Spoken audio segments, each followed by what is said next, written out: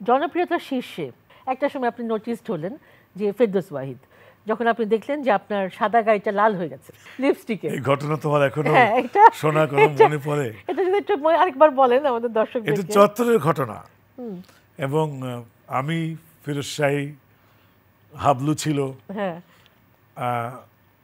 আমরা একটা আজম খান ছিল না ওই শোতে, ইডেন গার্লস কলেজে শো করতে গেলাম। আমার একটা সাদা গাড়ি ছিল, তখন ভেতরে পার্কিং করা যেত না, আর পার্কিং নিয়ে এত ঝামেলাও রাস্তায় তখন ছিল না, গাড়িই ছিল না, খুব কম। তো গেটের একটু কাজ সামনে আমি গাড়িটা রেখেছি, প্রোগ্রাম করে আনুষঙ্গিকতা সেরে আসতে আসতে আমার আধা ঘন্টা 40 মিনিট লাগলো। বার হলাম, আমরা 5 জন ছিলাম। আমি গাড়িতে তখনও ঠিক মতো খেয়াল করিনি, গাড়িটা খুলতে যাব, দেখি ওরা সবাই গাড়ির দিকে তাকিয়ে হাসছে। আমি তাকালাম, দেখি গাড়িতে না হলো 40-50টা লিপস্টিকের ছাপ। ও মাই গড! আপনি যেভাবেই ধরেন না কেন, তাদের ভালোবাসা বলেন, তাদের একটা মনের অভিব্যক্তি প্রদান করে গেল। তারা খবর নিয়েছে এটা কার গাড়ি নিশ্চয়ই।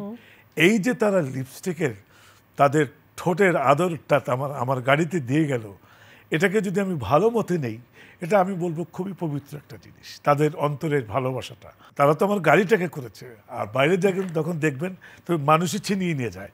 যেমন হাবিব একবার যখন শো করতে গেল চিটাগং ক্লাবে, আমি জানি না আপনি কতটুকু বিশ্বাস করবেন, ক্লাবের মেম্বাররা, প্রেসিডেন্ট, আমি, হাবিবের সিকিউরিটি সবাই মিলে তাকে তার ঘর পর্যন্ত নিতে আমাদের 12টা বেজে গেছে। 300-400 মেয়ে আর শখানিক ছেলে, তারা হাবিবকে ঘিরে ধরবেই, তাকে ছোবে। এটা আমি বহু কষ্টে, প্রেসিডেন্ট সাহেব তখন চিটাগং ক্লাবের, উনি নিজে ঢুকিয়ে দিল। তারপরও 1 ঘন্টা তারা কেউ যায় নাই, হাবিব ডিনারও করতে পারে।